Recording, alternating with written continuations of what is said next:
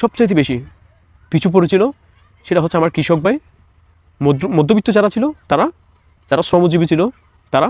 আমার জন্মের পর আমি কখনো দেখি নাই যে কোনো এক দলের নেতা নেত্রী বলতে শুনি নাই যে সাধারণ একজন মানুষ সেও চাইলে রাজনীতিকে আসতে পারবে যদি তার মন মনুষ্যত্ব থাকে এই বাংলার জনগণের জন্য, এই বাংলাদেশের জন্য, এই সার্বভৌমত্বের জন্য কাজ করবে, বাংলাদেশকে পরিবর্তন করতে চাইবে।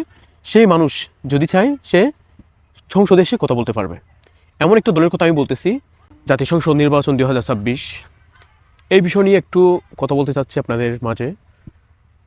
আমি এই বাংলাদেশেরই একজন সাধারণ নাগরিক, তবে আমি কোনো রাজনীতিকবিদ না।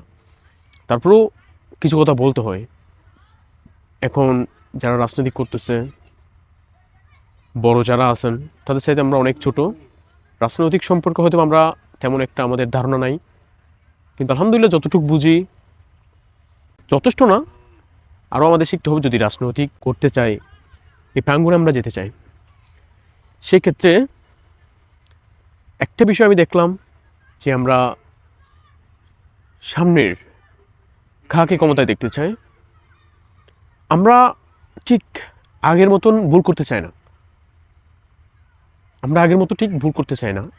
2000 থেকে 2024 পর্যন্ত আলহামদুলিল্লাহ আমি বাংলাদেশের দুইটা বড় দল ছিল বৃহত্তম। এই বৃহত্তম দল দুইটাকে আমি ক্ষমতায় দেখেছি, যারা এই বাংলার জাতির জন্য, এই বাংলাদেশের জন্য এবং এই জাতির জন্য ভালো কিছু বয়ে আনতে পারে নাই, এবং তার জনগণের জন্য তারা কাল হয়েছিল।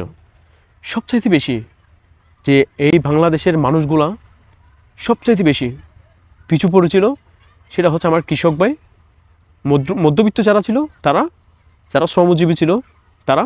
আমার জন্মের পর আমি কখনো দেখি নাই যে কোনো এক দলের নেতা নেত্রী বলতে শুনি নাই যে সাধারণ একজন মানুষ সেও চাইলে রাজনীতিকে আসতে পারবে যদি তার মন মনুষ্যত্ব থাকে এই বাংলার জনগণের জন্য, এই বাংলাদেশের জন্য, এই সার্বভৌমত্বের জন্য কাজ করবে, বাংলাদেশকে পরিবর্তন করতে চাইবে। সেই মানুষ যদি চায় সে সংসদে এসে কথা বলতে পারবে। এমন একটা দলের কথা আমি বলতেছি, যারা হচ্ছে ন্যাশনাল সিটিজেন পার্টি, এনসিপি।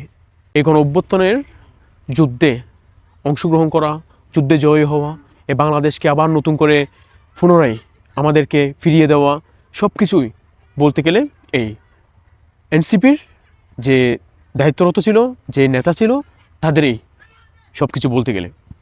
এবং হ্যাঁ, পাশাপাশি আমার ছাত্র ভাই, ছাত্রী বোন সবাই ছিল, এবং বাংলাদেশের প্রত্যেকটা শ্রেণীর শ্রমজীবী, আমার রিক্সা চালক ভাই, সবাই, আমার মা বোন সবাই তাদের পাশে ছিল। আলহামদুলিল্লাহ আমিও তাদের মধ্যে একজন। কিন্তু আমরা রাজনৈতিক সম্পর্কে তেমন একটা বুঝতে চাই না। আমরা দেখেছি 2000 থেকে 2025 পর্যন্ত, 24 পর্যন্ত আমাদের বাপদাদার আমলে যে রাজনৈতিক ছিল, দাদার আমলের, বাবার আমলের, তারপর প্রজন্মের পর প্রজন্ম তারা তাদেরকে ফলো করে আসতেছে। এখন সেটা করা যাবে না। আমাদেরকে বুঝতে হবে আল্লাহ তাআলা আমাদেরকে বিবেক দিয়েছে, আমাদেরকে যথেষ্ট পরিমাণ আমাদের মানুষ হিসেবে সৃষ্টি করেছেন, সৃষ্টির সেরা জীব। আমাদের চিন্তা করতে হবে কোন মানুষগুলো এই বাংলার জাতির জন্য কল্যাণ বয়ে আনবে। আমি চাচ্ছি এই সংসদ নির্বাচনে 2026 এখান থেকে দুইটা দলই পুনরায় বাংলাদেশে আসুক। সবাই জামায়াত ইসলামী, আরেকটা দল হচ্ছে এনসিপি, ন্যাশনাল সিটিজেন পার্টি। এটা খুব ছোটো একটা দল, দুইটাই ছোটো দল বলতে গেলে, অন্য দুই দলের মতো বৃহত্তম কোনো দল না। কিন্তু আমি চাচ্ছি যে বাংলাদেশের যে সাধারণ জনগণ আছে সবাই চাচ্ছে যে এই দুইটা দল ক্ষমতায় আসুক, দুইটা দল থেকে কোনো একটা দল।